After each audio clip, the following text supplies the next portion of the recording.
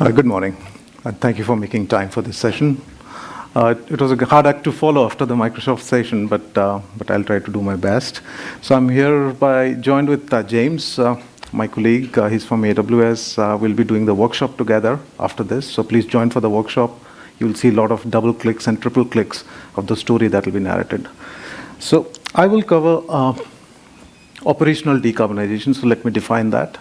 So you heard a lot of talk around target setting. So target setting is knowing where to go. But decarbonization is doing various things that get you there. And decarbonizing transport, decarbonizing industries, facilities, data centers, the complexities are very different. Aviation, shipping, right? So I will talk about two aspects. Number one is how do you baseline, which is impact tracking, and how do you proactively and deeply decarbonize your value chains. And in doing so, how do you use technology, digital platforms, and data-driven capabilities to achieve the end goals? And we have a lot of demonstrations, showcase of tooling, which will follow after this presentation. So if you look at a framework or an interaction diagram or an influence diagram like this, and go from left, which is the forces of change, you all recognize the forces of change. It is systemic, it is policy-led, it is investment-grade posture in the market, and then it is the climate pledge, which is driving the transformation. Right? So that's where the starting point is. But what are the change levers? What can we do to decarbonize ourselves? Now, these are all the model inputs. So people talk about system modeling, end-to-end modeling, value chain analysis, life cycle analysis, all these buzzwords. But what do you model? The model parameters are listed there. For example, efficiency. So sustainability and efficiency are two sides of a coin. If you drive efficiency, you drive commercial benefits, but you also drive sustainability outcomes. So how do we drive operational and supply chain efficiencies? How do we model that? How do we create clear markers or waypoints to get to the outcome? Energy efficiency, so reducing lower footprint or lower intensity of energy consumption in any part of the value chain, any part of the business that you deal with. So how do you become proactive in doing so? How do you set targets which are achievable and deploy technology to do that? Electrification of non-electrified value systems. So many things can be electrified, but there are many systems which cannot be electrified. So wherever electrification is a possibility, use decarbonized grids and renewables to integrate into that electricity value chains. So how do we model that as well?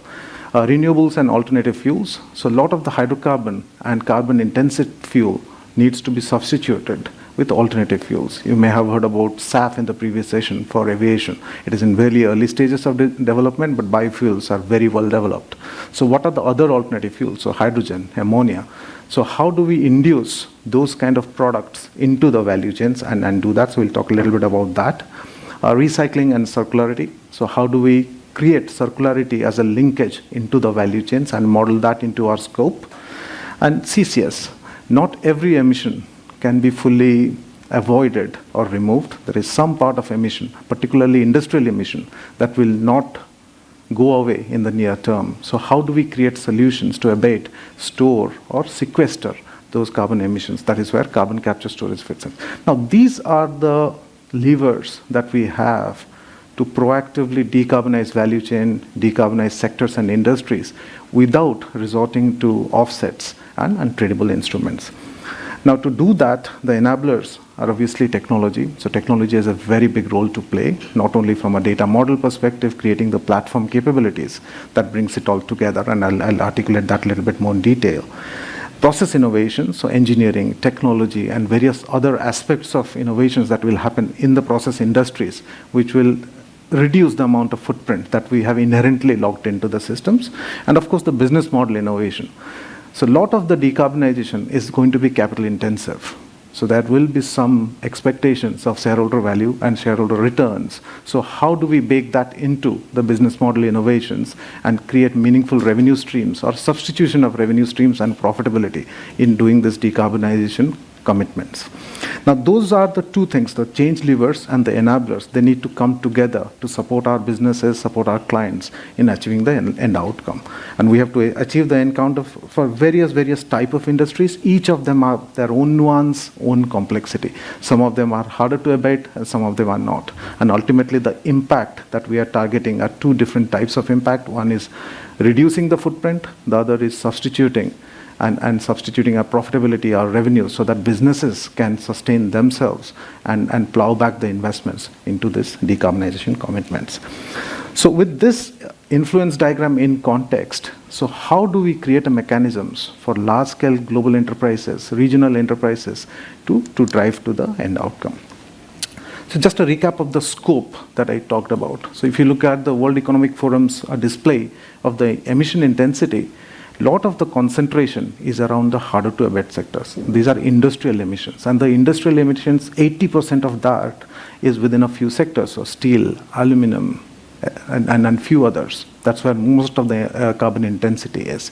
And then we need to focus our attention on that sector as well, because many of those sectors are creating value chains whereby they contribute to other value chains sustaining themselves on a global basis.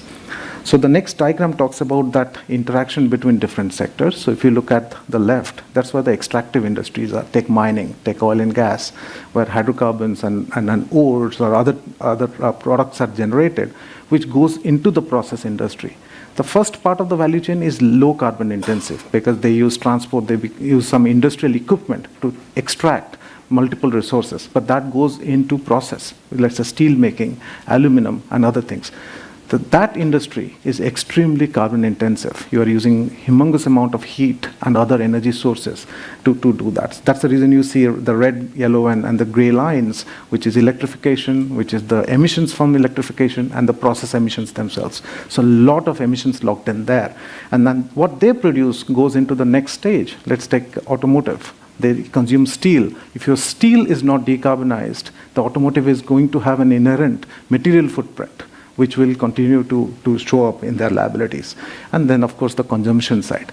And there is a waste reduction and the circularity angle because we can produce fuels and aviation fuels out of municipality wastage. We can produce steel with scrap. But the complexity there is not every market is developed yet to have a circularity play. Some markets can use steel scrap to produce steel. Some markets are not ready to do that. But the point is, all the industries and different parts of the value chain across enterprises are interacting with each other in delivering the goods. So emission footprint of one industry is somewhere linked to another. So how do you cross enterprise boundaries or different organizations to drive end-to-end outcomes? How do you interact? How do you share data? How do you decompose your commitments on the longer term, your capital deployment, and then ensure that the stewardship is across the value chain, not within small confinements. And that's where the role of technology becomes very paramount. So data and technology can deliver that outcome in terms of creating the umbilicals that can go across value chains, across multiple enterprises. And then that's where the solutions, the tools, the technologies do fit in. It's all in the news. Every speaker in these sessions would have talked about this. So you can see Shell or an ArcelorMittal, Rio Tinto, Dow, Chemicals, right, ThyssenKrupp, Kimberly-Clark, all representing different sectors. So what is common in all of these press releases? Two things. Number one, a bold ambition and a significant amount of capital that they're committing towards that ambition.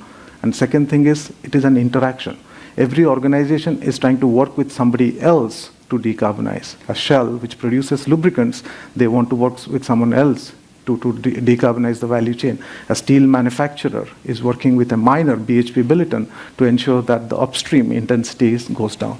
So each of these commitments are a collaborative play. It is not one organization's responsibility to deliver the outcome. It is infeasible as well. And that's where the technology and the role of technology becomes important.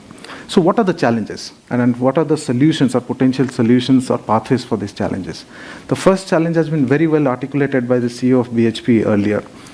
The challenge is complex and very bold, and there are many avenues or many pathways to get there. So the idea is to identify your optionalities and your strategies which are plausible, which are not mutually exclusive, and which are affordable for a corporation to invest and commit, right? So he says it beautifully. The challenge is to develop a strategy that work across a range of plausible options and divergent scenarios. So there are two issues there. So how do you define and identify your plausible options? Number two is that how do you prioritize as to within those optionalities, what are your milestones, what are your waypoints that you want to achieve? So in doing so, what we have developed is this tube map, which is a representative tube map for a particular business or a particular industry sector. So when you go from left to right, which is the as-is state to the net zero state, so an organization commits, I will be net zero by year so and so in certain product categories. But how do you get there? So each of the colored lines represent one pathway. It could be a pathway of just measurements and baselining. So investing in telemetry, investing in technology, so that you have science-based measurements, not derivative measurements. So how do you do that? And do that at scale. So imagine some of the industries where you have facilities distributed in different parts of the world. So how do you create a baselining capability? So that is the measurements work stream. You have got ECM strategy, which is the red line. So energy and carbon management. So how do you measure how much of electrification has been done? Pumps, compressors, rotary equipment, big industrial equipment, which are multi-million-dollar facilities that have been invested into. So how do you measure their energy intensity and drive reduction of energy intensity within that? Right? You've got energy optimization, whereby different systems are interacting with each other. So how do you deliver those outcomes? There is substitution, whereby you can move certain things from operating in with diesel to, let's say, hydrogen. How do you create a market at scale for hydrogen, both on the supply and the demand side, right? So these are the pathways. And of course, there is the CCS pathway, where you have to abate some parts of industrial emissions, which cannot be eliminated or completely reduced. So you have to sequester, you have to find, capture, and store that emission in some affordable way at the point of generation or otherwise. Now, each of these technologies are developing in their own right. Some of them are more mature than others. And the stations that you see, the circles, are those interim markers that create the value. So those are the value points. So in achieving those pathways, you will go through multiple milestones wherever you will make certain investments, you'll make certain progress, and you will make some tangible impact, right? And that's where technology is deployed today, and that's where we are helping. So this particular chart could be used for the cement industry. And to decarbonize cement, you need to have an energy company, an automation company, a new fuel development company, and of course investors to come together to deliver the outcome.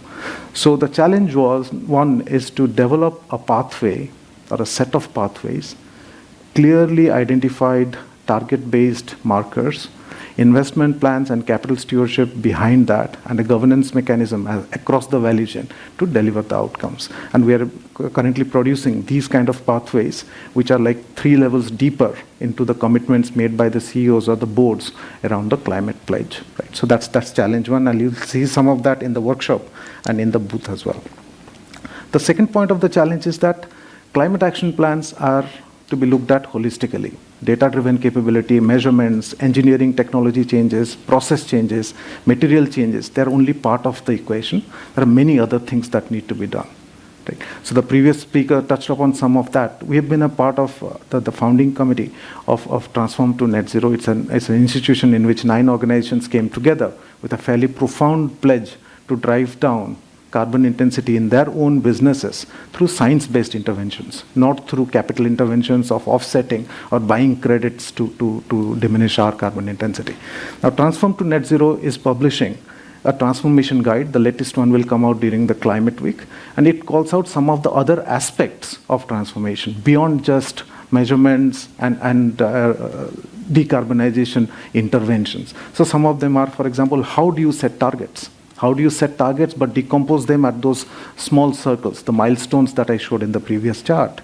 How do you create a governance structure? How do you create ecosystem play, right from your suppliers to your customers to your third-party manufacturers and investors, right? How do you do that? How do you do capital stewardship, financial planning to financial deployments? How do you do removal plans, policy and advocacy engagements? So looking at climate action or the CTAP as a holistic approach is important, and that's where each organization needs to come together to do that. But this also calls out an ecosystem play, different organizations coming together to deliver the outcome. The third thing is the detail of doing all that. So the tube map was a very strategic articulation of an achievable plan, but to achieve that, you need the heavy lifting to be done. So there are multiple problems that must be solved. Those are those use cases, and some of them have been shown in this slide. So carbon modeling and forecasting, I'll talk about that a little bit more in detail. Life cycle analysis. So how do you do LCA at different levels? How do you create a data exchange so that different parts of the system can interact with each other? We have to recognize that the energy systems and various other ecosystems need to be decarbonized, in which all of their parts may not be carbon neutral.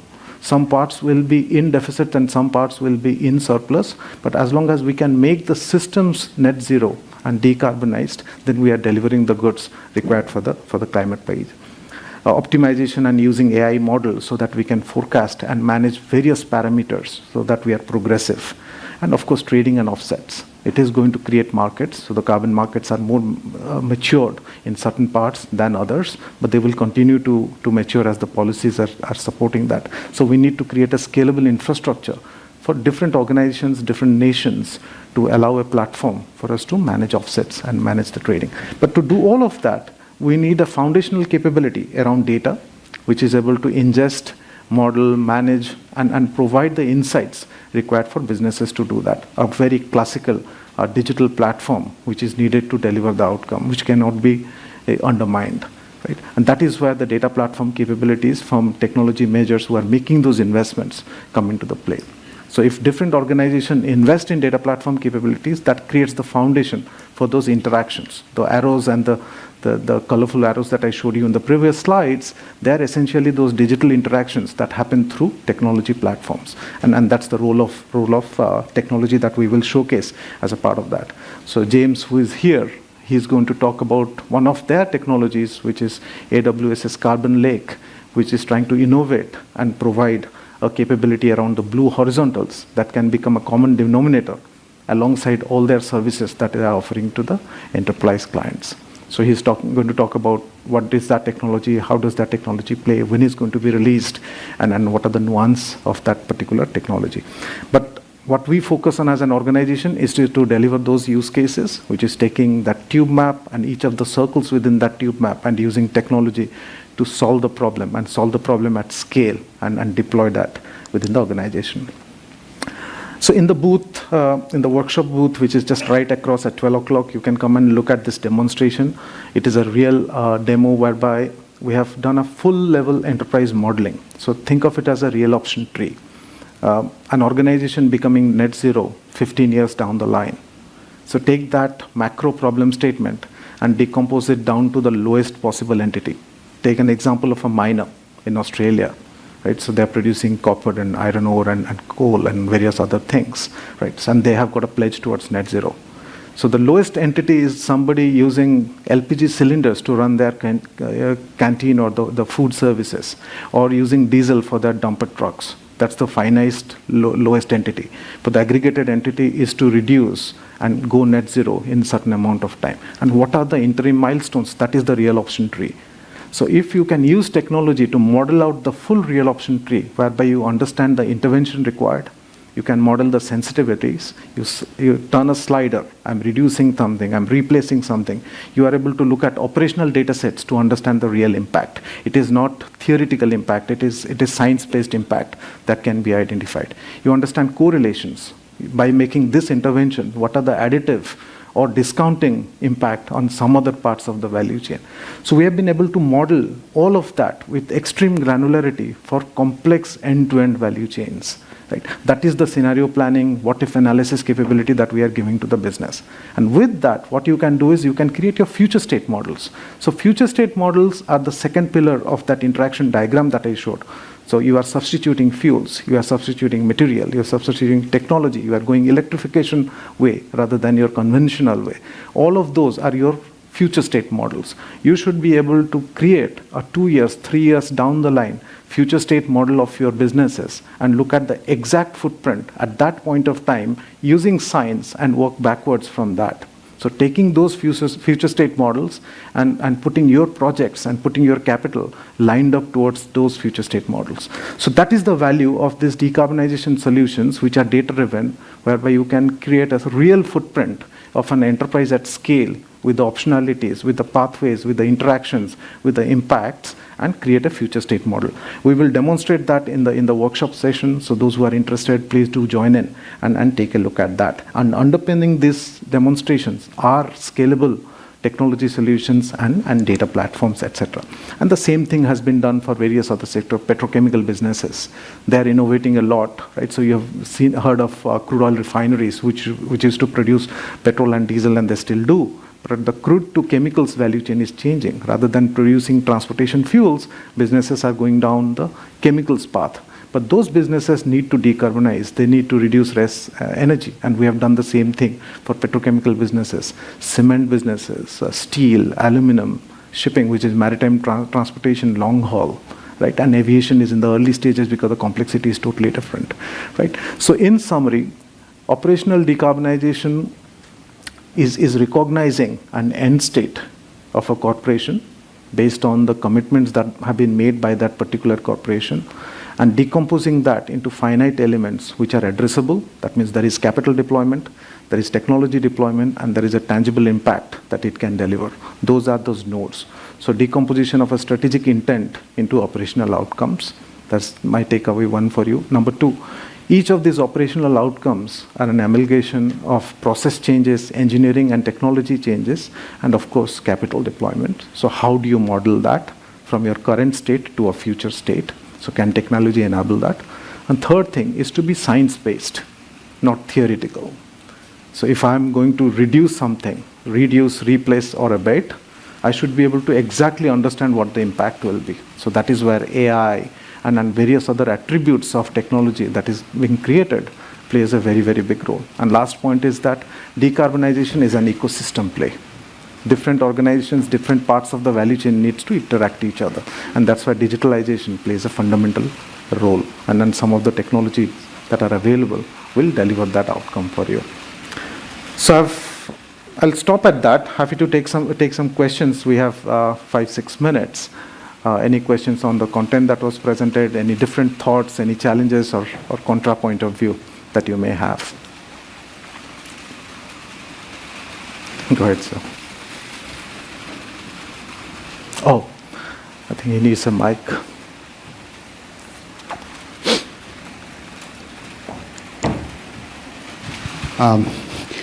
That was a brilliant presentation. Sunny James from CIC. What fascinated me was the tube map.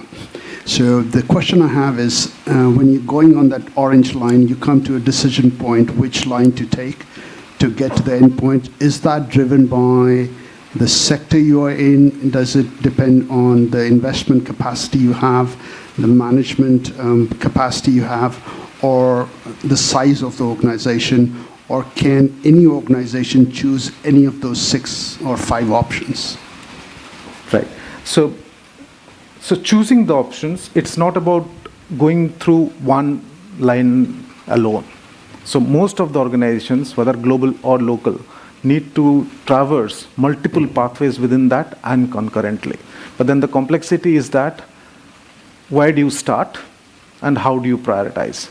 So where do you start? Everybody is committed to measurements. Every organization, I think the previous speaker talked about 60% of the enterprises trying to baseline where do they stand, right? Which is measurements and telemetry.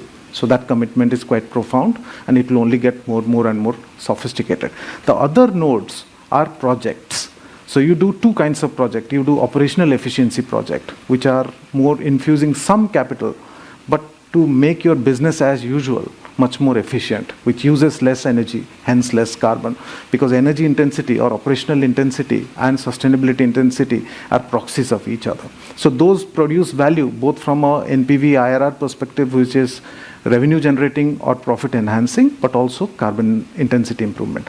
But there could be other projects which are absolute net new capital on technology that has not been used before or having very little precedence. So for example, if an industry commits to hydrogen, it will require fundamental changes in their technology, in their infrastructure itself, which is long cycle capital play. If somebody wants to invest in renewables on an additive basis, that means I will invest in this particular project for a couple of $2 billion for offshore wind, and I'll be the subscriber of that production on a long-term basis. So I'm not buying renewable energy credits to show that I am becoming more renewable energy oriented. Now, those become complex decisions because you have to look at commerciality and net zero achievement together.